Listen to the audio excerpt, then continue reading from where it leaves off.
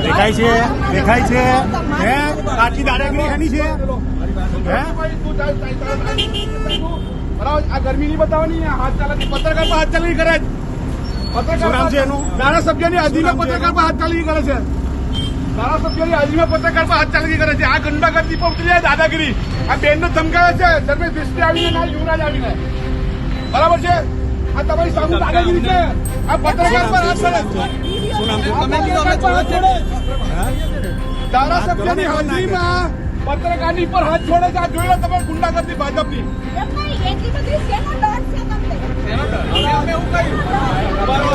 મારી વાત તમે પહેલા મારી વાત તમે પહેલા મારી વાત તમે તૈયાર તો અમે તૈયાર જ છે આવી વાત અમે તૈયાર એવી રીતે વાત કરશો તો મેં એવું કીધું અહીંયા ઉભો તો એવું કે જતા રહો અહીંયાથી એટલે કોણ કહેવા વાળા હું અહીંયાનો સરપંચ છું તમે તમારા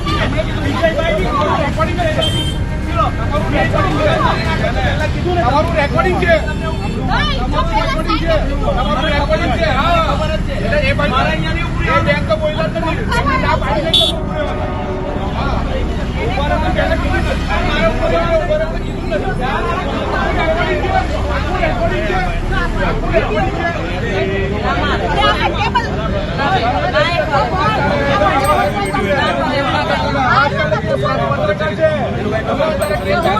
એનું નામ શું છે આનું શું નામ છે હે શું નામ છે શાંતિની વાત કરવાની કોને શરૂઆત કરી પૂછો ને પત્રકાર પર હાથ ચાલકી કરે પત્રકાર પર હાથ ચાલકી કરે દુષ્યંત પટેલ ધારાસભ્યની હાજરીમાં પત્રકારની પર હાથ ચાલકી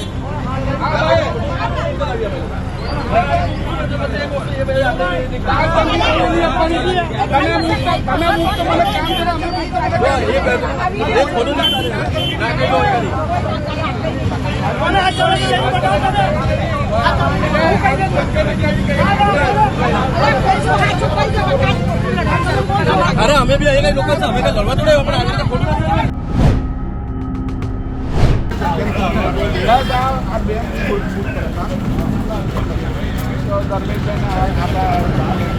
યુવરાજભાઈ આવી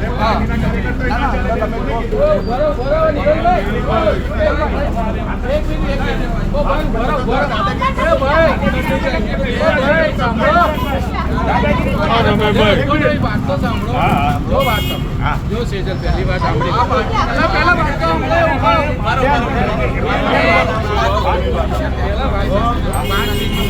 પહેલી વાત 45 કલાક પહેલા કોઈ બહારના જિલ્લાનો વ્યક્તિ હાજર રહી શકે પોલીસ આવે છે અમારા લોકોને લઈ જાય આપણી હાજરીમાં તમારે કોઈ દાદાગીરી કરતું હોય ને તો મહેરબાની કરીને મર્યાદા મને નહીં દેવલભાઈ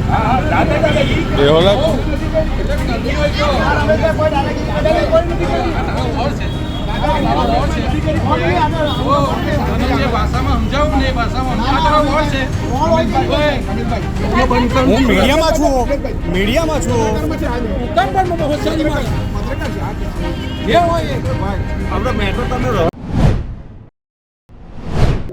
આજે ભરૂચના ભોલાવ ખાતે વિદ્યા વિહાર જે બુથ મતદાન કેન્દ્ર છે ત્યાંથી મને ફોન આવ્યા અને હું ત્યાં પહોંચ્યો ત્યારે ત્યાં ભાજપના કાર્યકરો જે 200 મીટરની દૂર અમારું ટેબલ લાગેલું હતું ત્યાં ટેબલ પર બેસેલા અમારા કાર્યકર્તાઓને મારવાની ધમકી આપી રહ્યા હતા, ગાળાગાળી કરતા હતા અને ઝપાઝપી કરી રહ્યા હતા. આ દરમિયાન એમના અહીંના ધારાસભ્ય રમેશભાઈ મિસ્ત્રી અને જિલ્લા પંચાયતના પ્રમુખ ધર્મેશ મિસ્ત્રી ત્યાં અમારા લોકો સાથે પણ ધક્કામુક્કી કરતા હતા અને સાથે સાથે જે ચોથું સ્તંભ છે લોકશાહીનું એ પત્રકાર મિત્રોને પણ અટકાવી રહ્યા હતા, ધમકાવી રહ્યા હતા અને ગાળાગાળી કરતા હતા, જોવા જેવી થશે એવી વાતો કરતા હતા.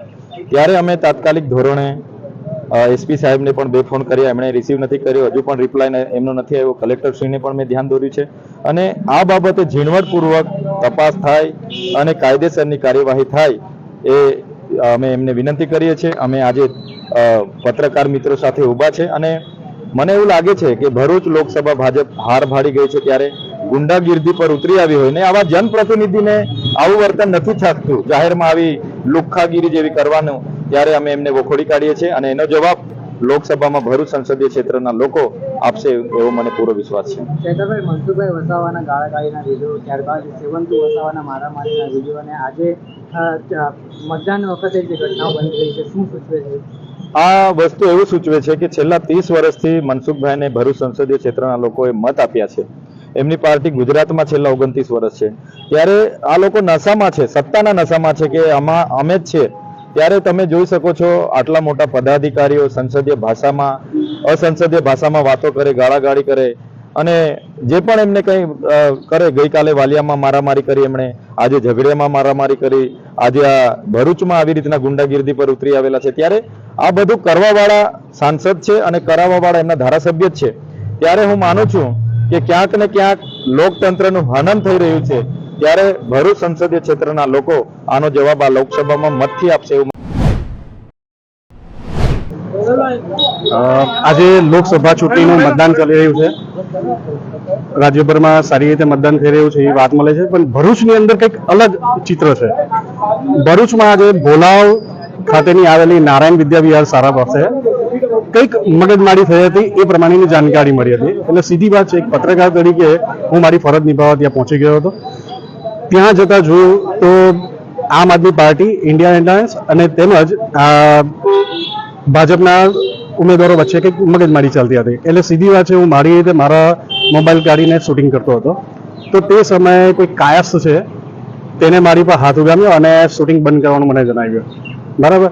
ત્યારબાદ થોડી એમ તેમ બધી મગજમારી ચાલતી હતી, પણ ત્યારબાદ પછી ભરૂચના ધારાસભ્ય રમેશભાઈ મિસ્ત્રી ત્યાં આવી પહોંચ્યા અને એમને પણ બધી ચર્ચાઓ ચાલતી હતી આમ આદમી પાર્ટીના લોકો સાથે. તો હું મારું કામ કરતો હતો. સીધી વાત છે કે પત્રકારનું પોતાનું કામ કરે, એટલે હું મારી રીતે મારું કામ કરતો હતો. તો તે સમયે કે રમેશભાઈને કોઈ કીધું કે આપણે મોબાઈલ શૂટિંગ કરે છે, એટલે એ તરત જ મારી પાસે હાથ ઉગામ્યો ને એવી રીતે ફોન બંધ કરકે શૂટિંગ બંધ કરી અને બંધ કરી નહીં તો હું હમણાં જોવા જેવી કરી નાખીશ કે આમને તેમ લઈને મને ધમકાવવા માંડ્યા. મારા હાથમાંથી મોબાઈલ છીનવીને બંધ કરવાની કોશિશ કરી. અને ખરેખર જોવા જઈએ ને તો એક ધારાસભ્ય તરીકે અશોભનીય વર્તન જે કહી શકાય એ પ્રમાણે તમામ જ એમણે કરેલું છે. બરાબર. ધમકાવે એટલે કેવી રીતના ધમકાવ્યા, જાણે કે એ ધારાસભ્યને એક ખાલી સામાન્ય બૂથ એજન્ટ હોય ને એ પ્રમાણે ધમકાવતા હતા. તમારી શું માંગ?